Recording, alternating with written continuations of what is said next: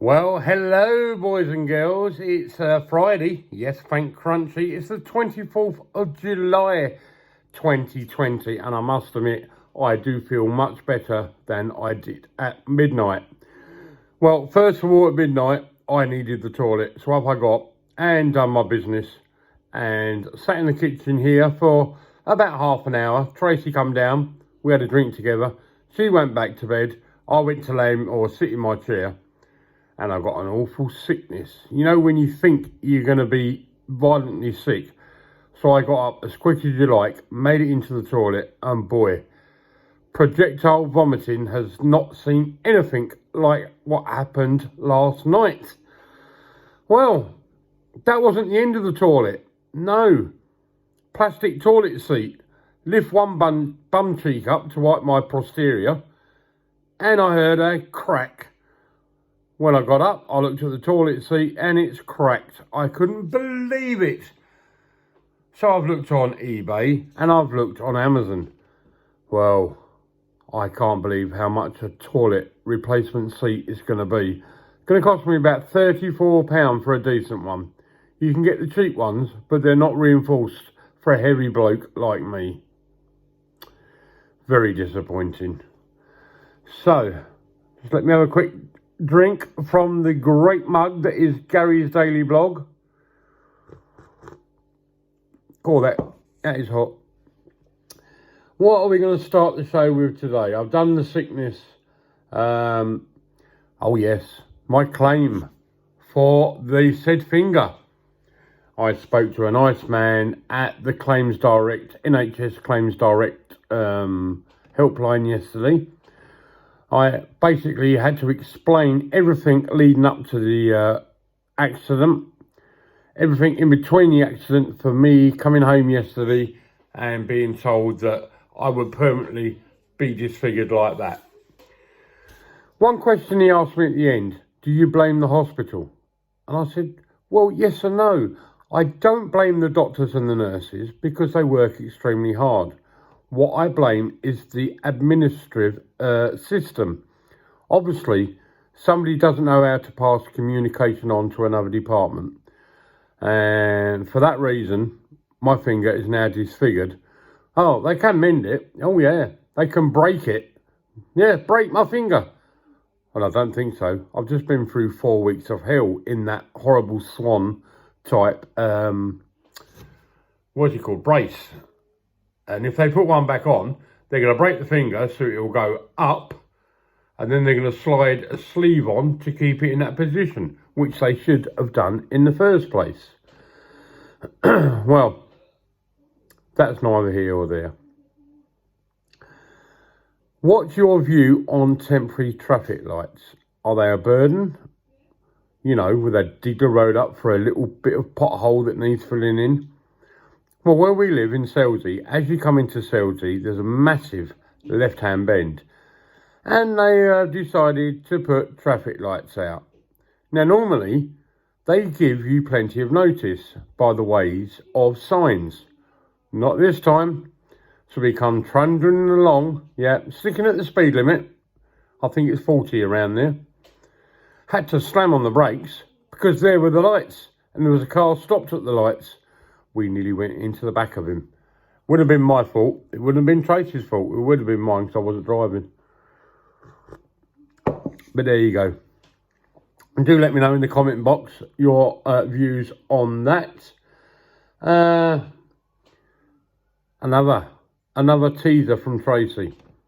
You know you can go to the supermarket and you can buy a bag of ice cubes for 99p. Well, it's not bad value for money.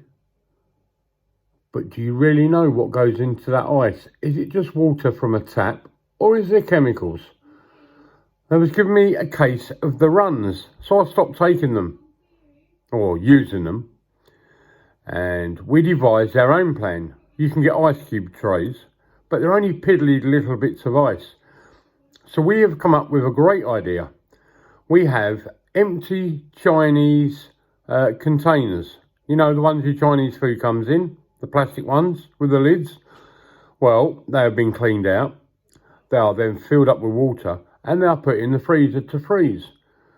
Now, when it's frozen, Tracy will empty the contents into a plastic bag. She's got a wooden mallet and a clean snap like that will give you a decent sized ice cube, i.e. something like that, probably bigger than that. Have you ever tried it, or have you got a way of making ice yourself? Do let me know. I know you can buy the bags, the ice cube bags, where you just twist them and the ice cubes fall out. But they're not very, very practical. They're really not. Right. Warning.